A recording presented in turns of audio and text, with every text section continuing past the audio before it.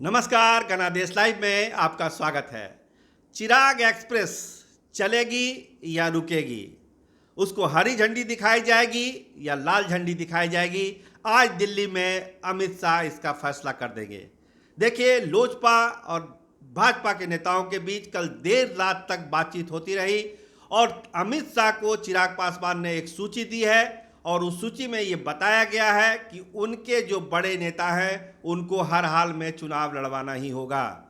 जो सूची है, हमारे सोर्स बताते हैं, वो 36 सीटों की एक सूची अमित शाह को दी गई है। उसमें अलग से जो बात कही गई है कि हमको विधान परिषद की 2 सीटें चाहिए और उत्तर प्रदेश से राज्यसभा की 1 सीट चाहिए।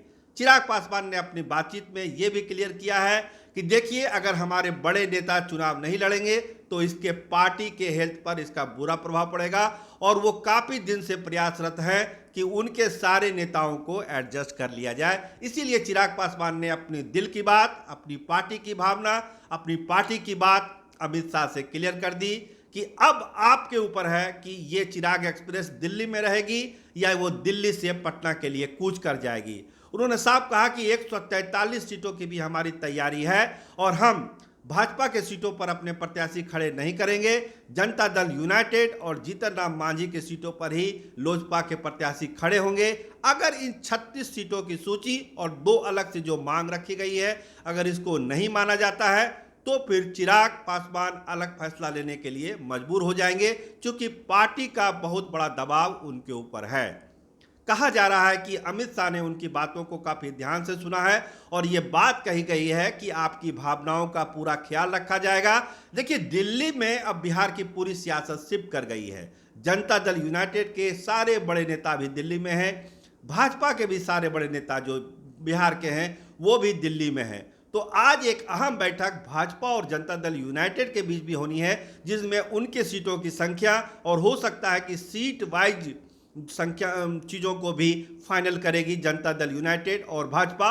और उसी क्रम में लोजपा ने जो अपनी शर्त रखी है, जो अपना शर्त कहें या प्रस्ताव रखें, लोजपा ने जो अपना प्रस्ताव रखा है 36 सीटों का, 36 वैसी सीटें, मतलब चॉइस वाली सीटें कह सकते हैं, जिसमें उनके सारे बड़े नेता एडजस्ट कर जाएं। इसके अलावा एमएलसी का 2 पद और राज्यसभा का 1 पद जो मांग रहे हैं चिराग पासवान, इस पर जनता दल यूनाइटेड के नेताओं के साथ अमित शाह की विस्तार से बात होगी। अगर वो बातचीत फाइनल हो जाती है थोड़े बहुत 19-20 के बाद, तो वो बात चिराग पासवान को कन्वे की जाएगी। वैसी ही परिस्थिति में चिराग पासवान एनडीए के साथ चुनाव लड़ सकते हैं।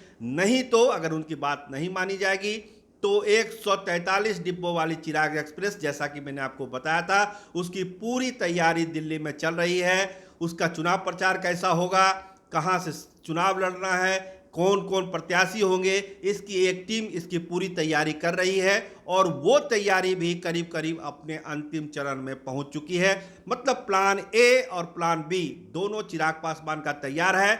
अगर प्लान ए पर अमित शाह तैयार हो जाते हैं, जनता दल यूनाइटेड के नेता तैयार हो जाते हैं, तो चिराग पासवान एनडीए के साथ ही चुनाव लड़ेंगे।